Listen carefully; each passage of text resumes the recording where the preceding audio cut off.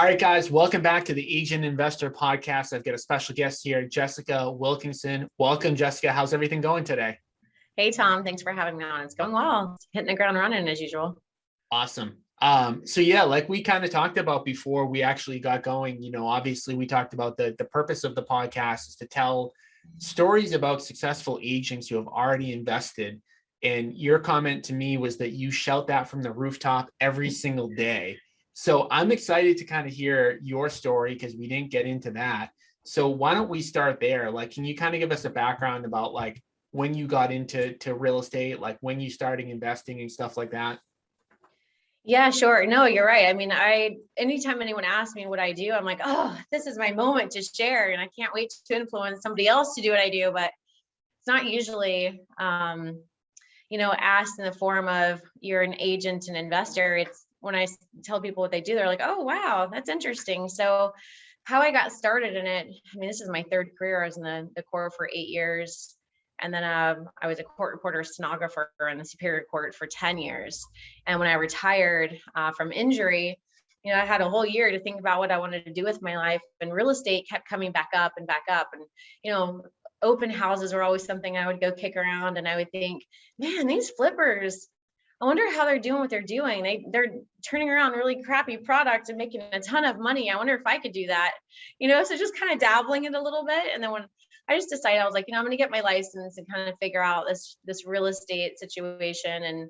And soon enough, I wound up going to a bunch of investor meetings within San Diego and kind of rubbing elbows with other investors and seeing what they were doing and asking a ton of questions. And before I knew it, I met this very small group of investors that were flipping houses in San Diego and decided to hire a couple of agents. And, I was so gung-ho. I was like, I'll be your agent. So they taught me on the ground about acquiring properties, how to analyze properties, what to look for, what flip calculations mean, construction costs.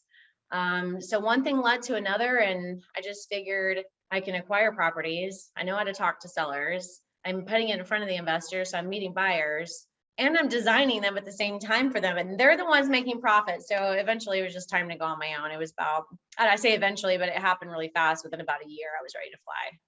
Yeah, so one of the themes that we always hit on is like, agents a lot of times spend a lot of their career kind of making other people rich. And I don't even say that in a negative way, because there's no issue with helping a client make money. Sure. That's obviously a good thing. There's no issue with helping a client build out a portfolio or flip a house or whatever. But, one of the things that we always hit on is like, why not do even a little bit of that yourself? Yeah. It seems like that transition, like 1 year, happened really fast for you.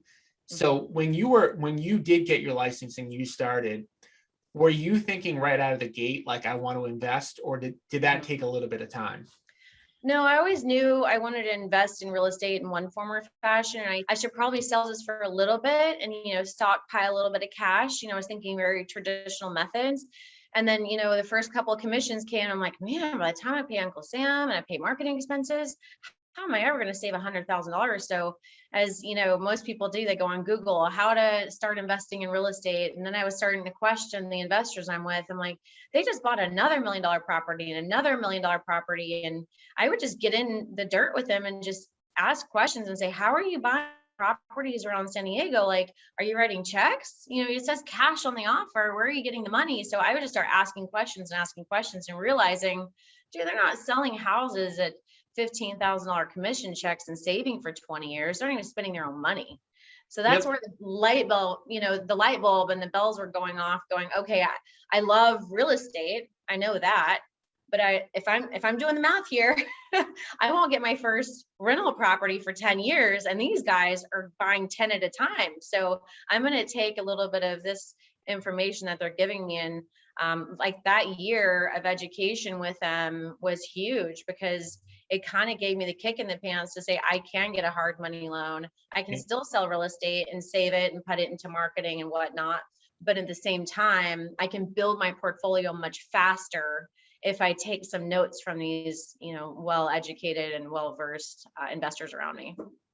I love it. And yeah, I mean, it's interesting because I've got a real estate brokerage. We've got close to 350 agents. I network with agents all the time. And when I ask an agent, like, what's your goal kind of income? And it's funny because this has always been the case. It doesn't matter if it was 15 years ago when I started or today, it's always six figures. Right. And to make six figures as an agent, I mean, you're in San Diego, I'm in Boston. I'm assuming you're still in San Diego, right? Yes. Yeah. Okay. You're in San Diego, I'm in Boston. The prices are high here. Making six figures isn't too crazy, but to make like a magnitude more of that, it becomes fairly challenging, where the dollar per hour on the investing side is just so much higher. And I'm going to ask you this, like, I mean, what would you say in your market the average profit on a flip is in San Diego? Just average. I won't put it in dollar. I'll back into the dollar amount here and I'll do it fairly quickly. But normally what we look for is 100% return. So if you're buying a $500,000 property, which is pretty low here. If you get 500,000, you're good. If you buy a $500,000 property, you put 100K into it, you're expected when you sell to get back your 100K plus your 100K profit. So that's our 100% return. So it's just a numbers value there. It really depends what field you're playing in. If you're playing in the low hanging fruits and the volume, the $500,000 properties, you do 10 a year. I mean, that's great, but you're trucking, you're turning and burning. The way the investors see it is, yes, there's a lot of volume, there's less risk because you're diversifying all your flips and your investments into each one. But I've found my niche of luxury flips. I would rather do less volume and put more into a market that's less competitive. Most investors don't pay over $750,000 here for a house. I've gone up to 2 million. I have less competition, so my return is much bigger. Is it a risk of losing it all? There certainly is, but so far the payout has been much better for me. So if I put in 400,000, I expect to sell and have the 400 back plus 400 profit.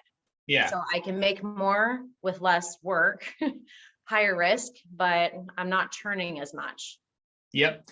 And so, like regardless of whatever the average profit is, again, we've got an agent. Most agents shooting to make 100, maybe if they're like killing it, they're making 200, and you're talking about like doing one deal potentially and making more than that. And obviously like doing one deal a year isn't even a full-time job. No. So getting back to like where you started a little bit, because I think where you started was interesting. You kind of figured out you wanted to do investing right away. You did like a 1-year internship of some sort. I won't call it an internship, but like it was a very expensive hobby, as my friends would call it. How was your expensive hobby going? They saw me pouring money into marketing and trying to figure it out. And I'm like, I don't know what's going to happen, but I'm going to keep going.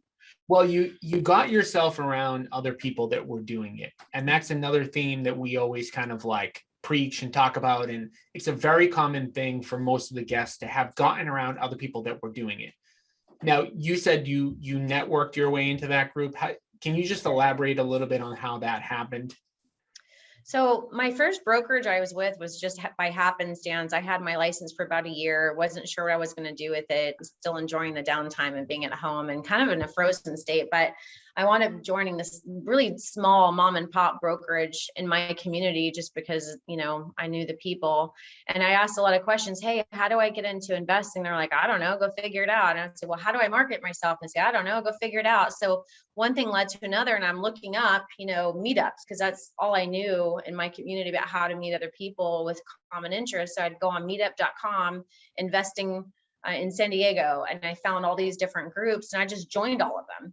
And then I came across SDCIA, which is a San Diego investor association, and they would have monthly meetups, and I would get all dolled up and, wear my suit and show up. And they thought for sure I was a real estate agent ready to write a check for my investor who was at home, but I'm just so nervous, but I'm like shaking a lot of hands, and I'm coming to the front of the room, and, when they said, hey, it's question and answer time, and I'm the first one asking questions. And, I just let all of the first impressions roll off my back and say, listen, I'm a real estate agent. I'm not writing checks for someone else.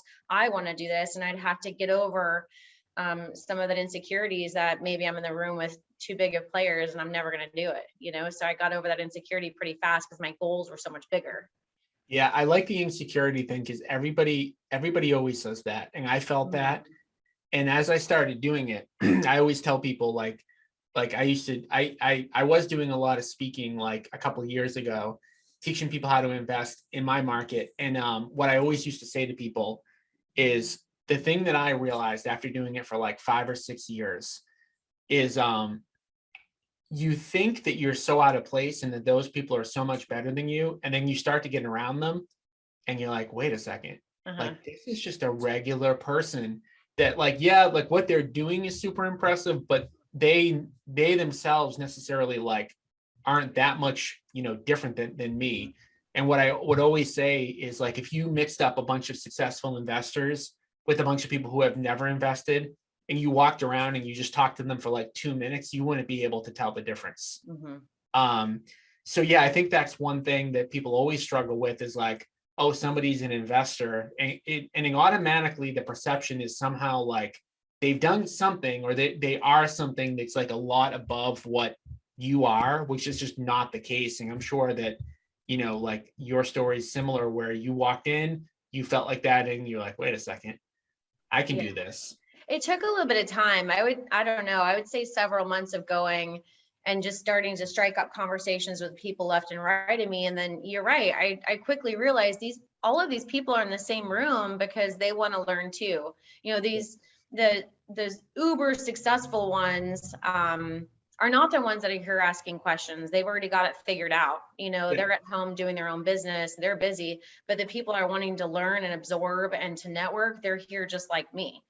So I walked in with all these insecurities and feeling like, God, and you're right, investor's a big title. I'm just a real estate agent. What do I know about investing? So I'm not going to say anything, but it quickly turned to, hey, this guy here wants to learn and he's an agent too. Like, why do I feel insecure about that? So, I mean, it's really just kind of squatting up, right? I don't know if you guys have heard that term. You squat up and you figure out I'm no less than the people around me and I can do it too. So when you teamed up with those investors kind of out of the gate that were, teaching you that stuff, whatever, Yeah. like what value were you providing for them in order for them to help train and mentor and coach you and kind of be a part of their team? It sounds like it happened fairly quickly. And I would say over the course of time, it probably felt like that 6 months to a year. I met one of the investors at these SDCIA meetings, and maybe the attraction to me was that I was so eager to learn. I was so eager to help them get more business too. And investors love people who want to bring them business, right? They love agents and wholesalers who want to help support their business. And I was so eager to learn and do that. And I don't know, I think I was just very persistent in the fact of like, hey, if you teach me this, if you help me, I will bring you business. I will pound pavement every single day and I'll bring you deals. If you take a chance on me, I'll make sure I can do that for you. And I don't know if it was just luck or persistence or both. I don't know if there's even a such thing as luck when you come to just persistence, but No, I don't think so. I mean, as simple as it is, mhm. what you just said is essentially, if you help me, I'm going to help you get more deals. And Sure. there can be a million different things like that. Like, and I'm talking about people who want to invest, that have never done it, that want to get around other people that invest. So you went into the mindset where if you help me, I'm going to help you. And again, that's the part that I think like gets missed a lot, where it's like someone's just saying like, oh, hey, can you help me? And Mhm. then it kind of falls on deaf ears because the person's like, hey, well, what's in it for me? Right. So I mean, there's no free lunches, right? Like no, I came at it from the perspective of what can I do for you to help support your business? And the byproduct is I get to learn what you're doing. yep, I don't think I came at them being like, hey, train me, train me. Nobody wants extra weight on them, right? But I came at it going, hey, I've got my real estate license. I have a lot of tools in my belt. I'm super motivated. What can I do for you? That simple question went really far. and during that year period, like what were you doing? Were you able to help them in any capacity? I was. So I really dove hard into marketing. I didn't realize when I got my real estate license, I needed to be a digital marketer. So I learned fairly quickly how to market to the masses and get in touch with sellers. That also helps your real estate business as well. But when you have a specific niche and a specific seller you're looking for, your marketing has to be very direct. So they would tell me, okay, these are the people I'm looking for, and these are the areas I'm targeting. And I'm not even kidding. I went to the printer and I would print out 1,000 flyers and I'd drop them on doors. Some people would yell at me and be like, you need postage. But like, I just hit the pavement and I'd pick up the phone and I'd figure out, okay, some of these are probate. So I need to talk to people going through probate and get hung up on a lot. I was just trying to figure it out. Like, how do we get directly in front of sellers? Yep. But yeah, they just told me, hey, this is what we need. These are the areas we need him. Go. I'm like, okay. So what are some examples of the strategies that you used in order to get in front of those sellers? I mean, digital marketing was my first go-to. I mean, I was scripting. I did sign up for a coaching course early on about marketing and how to position your approach, like what to say on camera to get people to attract to what you're looking for. So I did a digital marketing course for a couple of months, produced a lot of videos, which was a lot of social proof, more or less. I didn't get a ton of calls on that yet. And then I positioned myself with a website developer who specifically targets investors and real estate agent investors for their platform of their website that already has a lot of the SEO built into it. So that helped me too. So when my videos were getting clicks, I knew where to send them. So it was a lot of things I didn't even know about. It was technology and marketing. Nice. So what was the point? I know you said it was like somewhere around a year in where you said, okay, like, I've learned enough, or I feel like I'm ready to take a leap. Like, what was that like? And what did your first deal look like? Well, it was just one specific, actually, thanks for asking that. There was one specific deal that I sent to my investors. I was truly passionate about this project. I literally had to talk them into it because they didn't want to do it. Yep. I mean, we went to the project, 3-4 times, and me going, you have to buy this one. And he's like, okay, well, we're going to buy it. We're taking this chance on it. We don't trust it. We're going to go for it. So from the convincing to, well, I'm not going to do it anyway. So if you design it, we'll do it. So I'm like, okay, acquisitions. I designed the whole thing. He's like, well, we can't get a crew that far out east. Can you find a crew? I found the crew. And when we sold it and I made just my agent commission split and I saw how much I made them, I think in that moment, it was a pivotal moment for me to feel like I can do this now. They've trained me enough. It wasn't that I turned against them. It was more like, it's time for me to do this for myself. Yep. It was an empowering moment to see that. It wasn't because I deserved more. It was more like I've been trained enough now that I feel confident going on my own. Yeah, and I've had that happen to me too. I think it's funny. Like, I've had agents before push me on deals that I'm like, I don't know about this deal. Mm-hmm. And it's funny, again, going back to like what you said about the confidence, like, after you got the feedback that like you were right, you know what I mean? Mm-hmm. I think that like, that sounds to me like one of the biggest, variables in like you moving forward, because it's like, it validated it, right? Because you came to your investors, and for whatever reason, like I said, it happens to me too. Someone pushes me on a deal and I'm like, I don't like this one. And then I'm wrong, right? Because you're not always right. Sometimes like you probably had done more research on that particular deal than they did, and you felt really great about it. And they were like, oh, well, maybe it's okay. Right. And then after that happened, you probably said, okay, I feel good. I can identify moving forward. And now, out of curiosity, was that one of those deals that was like a higher price deal? It wasn't. It was actually the lowest price deal. I mean, I got the price down so low, but I knew that this particular market was highly sought after. It wasn't a beautiful, one of those markets like coastal areas and you would think would be desirable, but I spent time talking to people in the community and I knew this was a gold mine. Yeah. So that was not the last deal, but that was the last one before you did your first deal. So what did your first deal kind of look like? My first deal was brought to me from an agent, a friend of mine, who says, Jess, it's time to do your own deal. And I'm like, nah, I'll send it to one of my investor buyers. I'm not there yet. I knew I wanted to, but I was still so scared to put my name and my money on it. But she brought it to me. She's like, soft market. One of the inspectors brought it to me, and before I stick it on the market, you have to see it. You have to see it. It's perfect for you.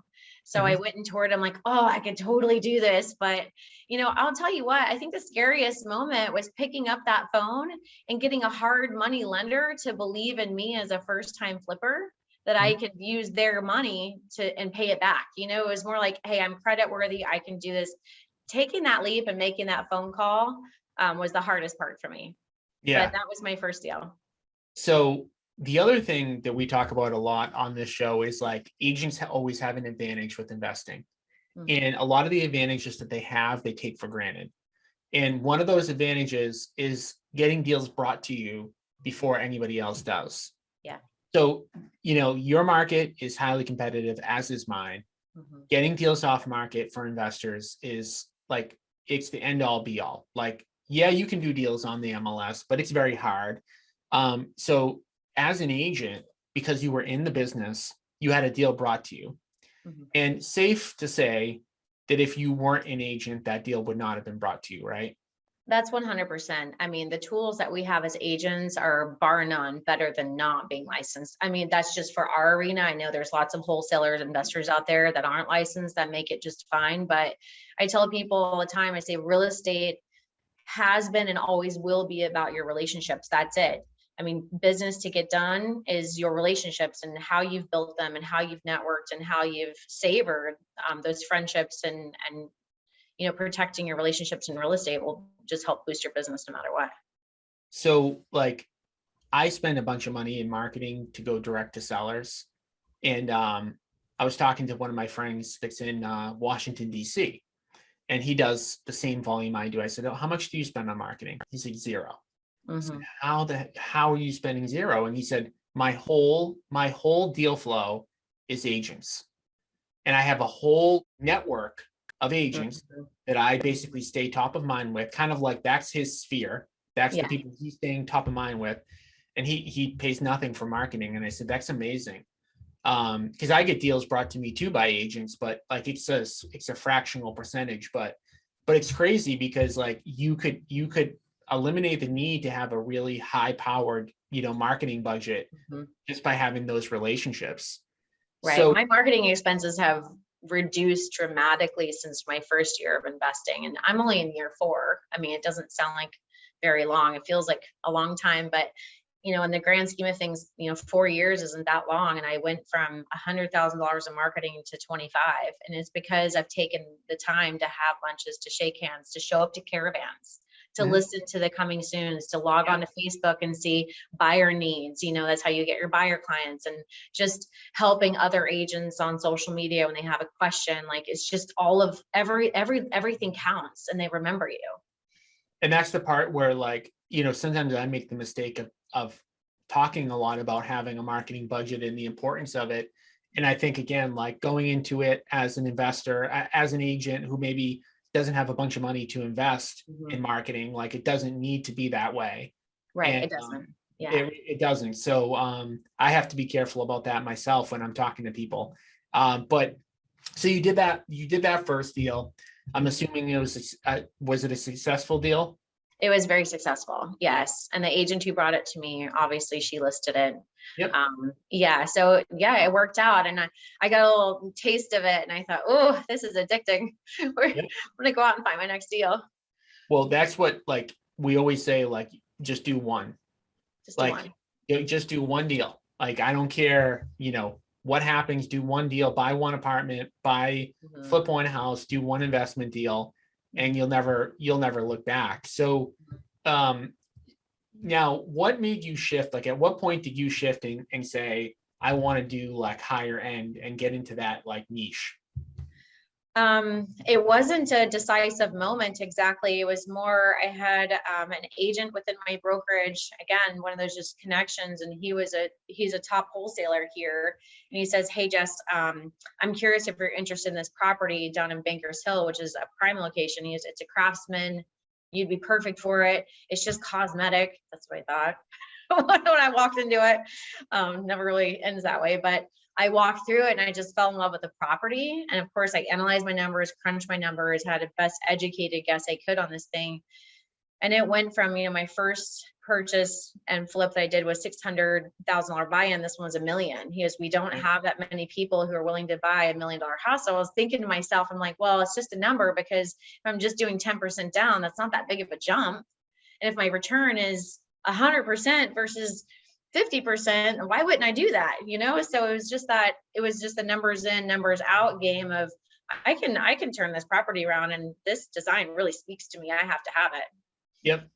Yeah, it's funny because like I've never went that route. I've always been, you talked about like buying for like 500 in San Diego, like in Boston, that's probably like buying for 400. Okay. And that's what we've always done. We've always dominated like the entry level, and we love that. And those deals scare me. Like, we obviously have areas here that are, $1 million, $2 million. And those deals, like, they scare me, and I've never really done them. And so I think it's interesting, like, when people focus on them, and there's so many people in my market that do focus on that. And there's definitely less competition for sure because of that reason. Like if I'm scared of one, then somebody else definitely is scared of doing them too. But like you alluded to, like the profit on those, I mean, more risk, more reward for sure. Yeah, I definitely lose a little bit of sleep during those 3 months of turning around a luxury property for sure. Well, I mean, there's no way to get to zero risk, right? Like I could, like you said about it being a number. I mean, there's nothing that says that a lower price property can't fall in price too. There's nothing that says that, right? Yeah. And some people who do the higher end ones, they make the argument that like, well, that buyer is a little bit more insulated from an economic, like they're not living as much paycheck to paycheck. So there's all arguments for, Exactly.